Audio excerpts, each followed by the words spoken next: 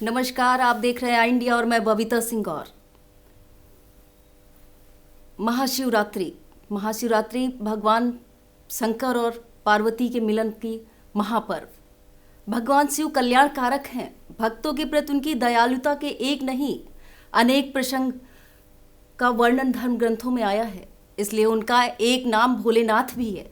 देवों के देव महादेव की पूजा अर्चना का उल्लास सावन माह से कहीं अधिक महाशिवरात्रि पर्व पर देखने को मिलता है। आज हम आपको आई इंडिया के स्टूडियो में हमारे साथ मिलाएंगे आचार्य संदीप शुक्ल धनंजय जी महाराज से। हमारे बीच मौजूद हैं आचार्य संदीप शुक्ल धनंजय जी महाराज।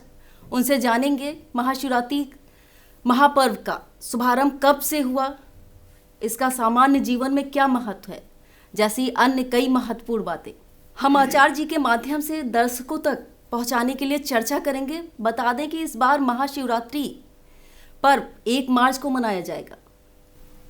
राधे राधे आचार्य जी। राधे राधे। स्वागत है आपका आई इंडिया के स्टूडियो में। आचार्य जी, महाशिवरात्रि का पर्व बहुत ही महत्वपूर्ण पर्व है।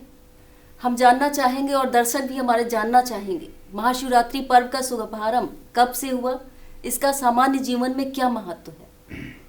बहुत अच्छा प्रश्न आपने किया है जी महाशिवरात्रि वैसे तो आदिकाल से मनाई जा रही है जी लेकिन इसके लिए जो है प्रमुख 2 कारण जो है वो सामने आ रहे हैं जी उसके लिए 2 कथानक मिलते हैं। एक तो भगवान कार्तिकेय का जन्म होने के विशेष उद्देश्य के कारण ये महाशिवरात्रि हुई। जी शिव कहते हैं कल्याण को, और शिवरात्रि यानी कल्याण की रात्रि। जी तारकासुर को मारने के लिए कार्तिकेय का जन्म यानी शिव के पुत्र के जो है जन्म का अवसर ढूंढा जा रहा था। शिव जी का जो है विवाह हुआ जिससे जो है कार्तिकेय का जन्म हुआ। तो विवाह के बाद की जो रात्रि प्रथम रात्रि हुई वो शिवरात्रि के रूप में अर्थात कल्याणकारी रात्रि के रूप में, क्योंकि जब तारकासुर का वध होगा तब लोगों का कल्याण होगा, इसलिए शिवरात्रि कल्याण रात्रि के रूप में मानी जाती है। दूसरा ये है इसी दिन भगवान शिव शिवलिंग रूप जो है धारण किए थे, इसलिए भी इस शिवरात्रि को जो है विशेष माना जाता है। यह पर्व महाशिवरात्रि के रूप में माना जाता है। जी बहुत बहुत अच्छा बताया आपने। कल्याण तो सभी चाहते हैं अपना। तो ये महाशिवरात्रि पर रुद्राभिषेक किन पदार्थों से करें एवं किससे अभिषेक करें कि उससे क्या लाभ होगा लोगों का?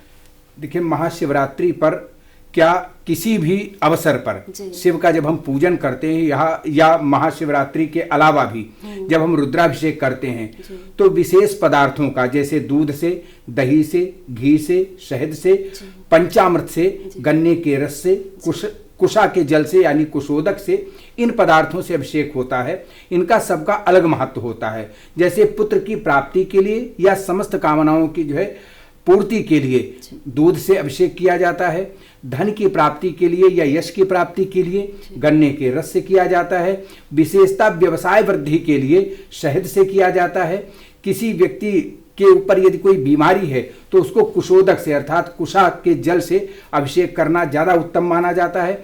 उसके साथ में यदि व्यक्ति मुमुक्षु मोक्ष की कामना करता है तो सभी तीर्थों के जल से या गंगा जल से अभिषेक कर सकता है। पशुओं की यदि कामना है, कोई जैसे अपना जो है डेयरी का व्यवसाय आदि करता है, ऐसे व्यक्तियों के लिए दही से अभिषेक करना ज़्यादा उत्तम माना जाता है। ये विशेष पदार्थ हैं। इसके अलावा और भी राशियों के आधार पर भी देखा जाता है, उसके आधार पर अभिषेक किया जाता है। जी, राशियों के आधार पे भी अभिषेक होता है। जी हाँ जी। तो ये रुद्राभिषेक के लिए महाशिवरात्रि पे क्या शिववास देखना जरूरी है? देखिए, शिववास तो किसी भी शिव पूजन में देखना जरूरी होता है। जी, जी। यदि आप कोई भी अनुष्ठान कर रहे हैं या विशेष पूजन कर रहे हैं तो शिववास देखना जरूरी होता है। उसमें भी ज्योतिष का एक जो है सिस्टम लागू होता है, उसके आधार पर देखा जाता है। तिथियों को दूना करके उसमें 5 मिला करके 7 से भाग करके शेष संख्या को जो है देख करके शिववास देखा जाता है। उसमें जब शिव जी जो है पार्वती के साथ में गौरी सानिध्य में होते हैं तब अच्छा होता है, या शिव जी जो है जब कैलाश पर होते हैं तब जो है अच्छा होता है। इन स्थानों पर जो है शिववास अच्छा माना जाता है। लेकिन महाशिवरात्रि या कोई भी विशेष जो वार्षिक पर्व होता है उस पर यदि शिववास नहीं भी है तब भी जो है पूजन करने में कोई दोष लागू नहीं होता है। जी, बहुत अच्छा बात बताया आपने कि कोई दोष लागू नहीं होता है। अच्छा आचार्य जी, ये बताइए कि इस महाशिवरात्रि पर क्या कोई विशेष योग बन रहा है? यदि ऐसा है तो क्या इसका जनमानस पे क्या प्रभाव पड़ेगा? जी, इस बार जो है महाशिवरात्रि पर पंचग्रही योग बन रहा है। जी जी। 5 ग्रह एक साथ में जो है, जिसमें कि मकर राशि में मंगल, शनि, बुध, चंद्रमा और शुक्र, ये 5 ग्रह रहने से पंचग्रही योग बन रहा है। ये बहुत उत्तम, जनमानस के लिए तो बहुत उत्तम है, लेकिन देशों के लिए ये जो है बहुत उत्तम नहीं है। इसमें विवाद और कलह या युद्ध जैसी स्थितियां प्रायः बनती हैं, जो कि देखा भी जा रहा है वर्तमान समय में।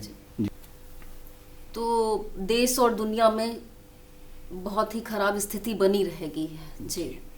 तो आचार्य जी, ये 12 राशियों के जातक जो हैं, इन पे किन पदार्थों से अभिषेक करें और शिवरात्रि पर किस विधि से पूजन करें? शिव की विशेष कृपा पाई जा सकती है जिससे। जी, रुद्राभिषेक 2 प्रकार से विशेषतया होता है। जी। एक तो अष्टाध्यायी विधि से, जिसमें 8 अध्याय का पाठ किया जाता है शुक्ल यजुर्वेद के मंत्रों का, जिसमें भगवान भोलेनाथ के 1000 से अधिक नामों का उल्लेख होता है। उनका पाठ करते हुए शिवलिंग पर जलधारा दी जाती है या किसी पदार्थ विशेष की धारा दी जाती है। ये जो है रुद्राभिषेक का जो है विशेष क्रम होता है। दूसरा क्रम नमक चमक विधि से होता है, जिसमें जो है एक रुद्राभिषेक 11 रुद्राभिषेक के बराबर जो है उसका कार्य माना जाता है। तो उसमें जो है इस विधि से जो है, जैसे दूध, दही, पंचामृत, घी, शहद आदि से पूजन करके, रोली, कलावा, अक्षत, बिल्वपत्र आदि से पूजन करके, विशेषतया जो राशि के आधार पर पदार्थ बन रहा है उस पदार्थ को विशेष चढ़ा करके आप भगवान भोलेनाथ की कृपा प्राप्त कर सकते हैं। जी, बहुत अच्छी जानकारी दी आपने ये हमें। आचार्य जी, हम आपसे ये जानना चाहेंगे कि जैसे घरों में लोग शिवलिंग रखते हैं, तो किस पदार्थ या किस धातु का होना चाहिए जिससे हमें विशेष फल की प्राप्ति हो?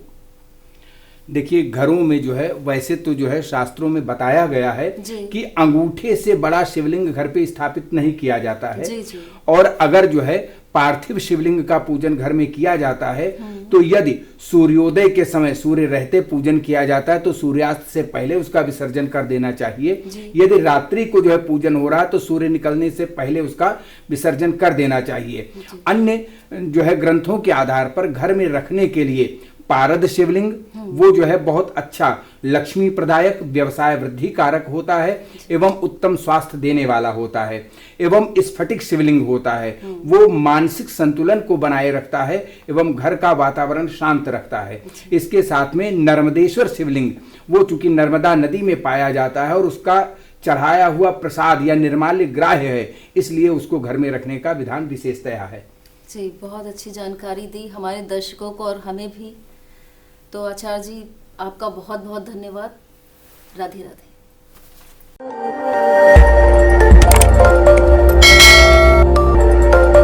खबर आपकी, नजर हमारी। देखते रहिए आई इंडिया।